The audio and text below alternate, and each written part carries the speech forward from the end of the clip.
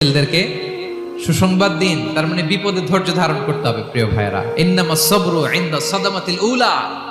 বিপদে আমরা অনেক সময় প্যানিক হয়ে যাই, অস্থির হয়ে যাই, কি করব, হতাশ। না, মুমিনরা হতাশ হয় না, ধৈর্য ধারণ করে। কি করে? কি করে? ধৈর্য ধারণ করার শক্তি দাও গো মেহেরবান আমায়, দাও গো মেহেরবান। পড়েন, ধৈর্য ধারণ করার শক্তি দাও গো মেহেরবান আমায়, দাও গো মেহেরবান। সবাই বলুন একসাথে, ধৈর্য ধারণ করার শক্তি দাও গো মেহেরবান আমায়, দাও গো মেহেরবান।